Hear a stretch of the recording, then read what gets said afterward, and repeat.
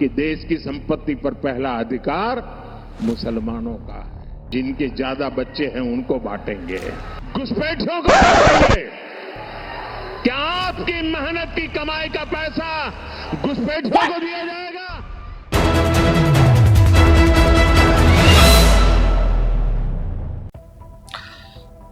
नमस्कार, मैं सैयद मोहम्मद रमज़ान अली हाशमी आपकी खिदमत में हाजिर हूँ।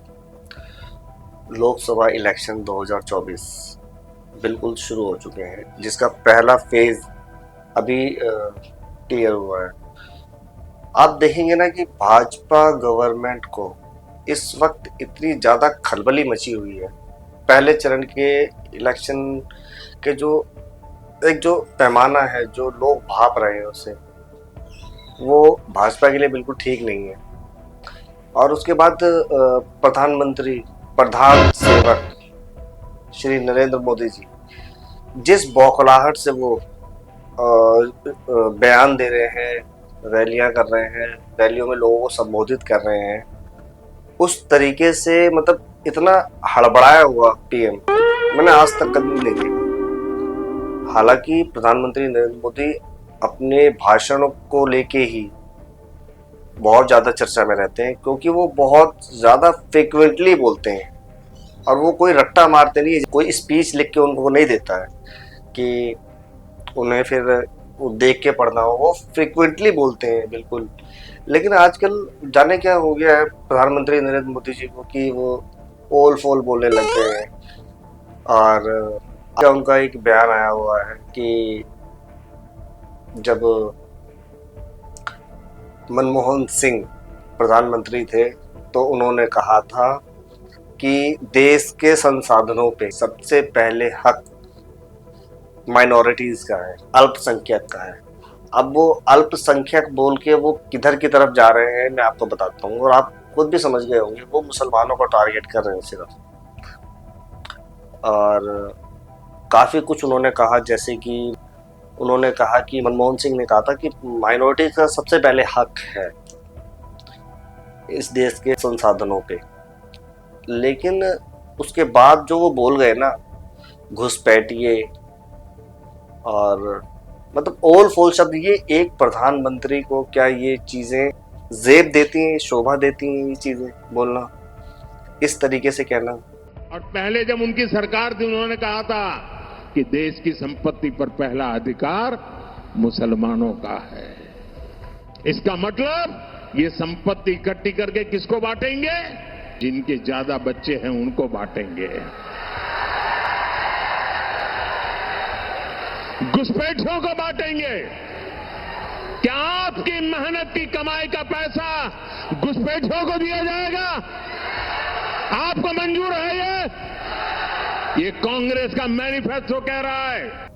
अब मैं आपको इनका दोगलापन एक और बताता हूँ। दोगलापन इन लोगों का ऐसा है कि वैसे तो मुसलमानों के साथ, जैसे अरब मुल्कों के साथ और भी कई मुल्क हैं जहाँ मुसलमान अक्सरियत में हैं, माइनॉरिटीज़ में नहीं है, वहाँ वे ये क्या करते हैं, वहाँ जाके उनसे गले भी मिलते हैं और उनके साथ ताल्लुकात भी अच्छे रखते हैं। लेकिन यहाँ पे बहुसंख्यक को खुश करने के लिए अल्पसंख्यक को कैसे टारगेट किया जाता है वो आप देख सकते हैं।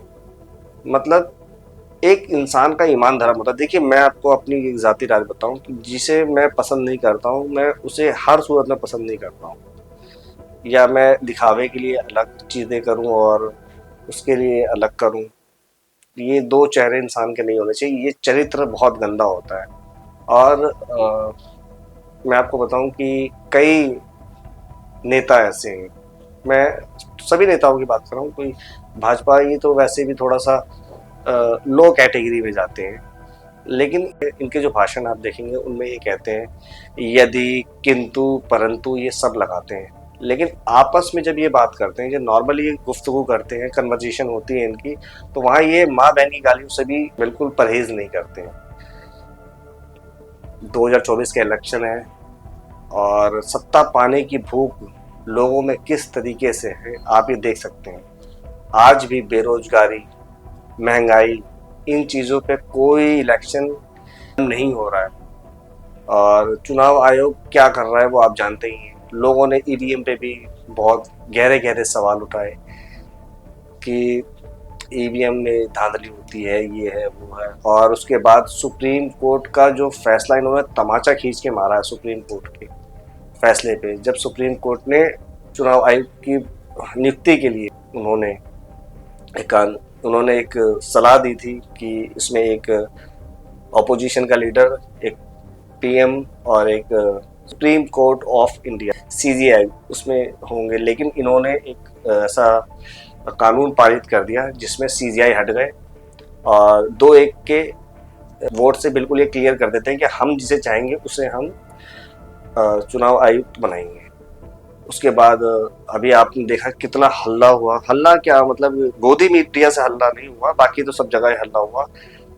इलेक्टोरल बॉन्ड पे इतनी ज्यादा हाहाकार मचा हुआ है, इतना ज्यादा हाहाकार मचा हुआ है, आम जनता तक ये बात पहुंच गई है। ध्रुव राठी ने जो जो तमाचे मारे वो भी आपने देखे ही होंगे या आप जानते होंगे। ध्रुव राठी ने इनको बहुत घेरा है। और मतदान करें, जरूर मतदान करें, ये आपका हक है। और देख के करें कि आप किसे जिता रहे हो और आप जिसे जिता रहे हैं उसे क्यों जिता रहे हैं। नौकरी, बेरोजगारी या महंगाई कम करने के लिए अगर आप कर रहे हैं तो आप देखिए, अगर आपको धर्म की राजनीति करनी है तो आप देखिए। दोनों में आगे चल के जो भी होना है, हम आप आज भले किसी को भी इलेक्शन जितवा दें और चीज़ें करा दें, लेकिन सत्ता किसी के भी हाथ में हो, लेकिन हम उससे पूछ रखने वाले होने चाहिए। किसी आदमी को जब इलेक्शन आने लग जाए, नज़दीक इलेक्शन हो, तो उसे डर हो कि सत्ता जा सकती है। इतना ओवर कॉन्फिडेंट कोई बंदा हो जो कहे कि मैं तो 400 पार खींच दूंगा, तो फिर मसला है। आपको देखना है कि क्या करना है, आम जनता को देखना है कि कैसे करना है। लेकिन जिसे भी जिताएं, वोट सोच समझ कर दें।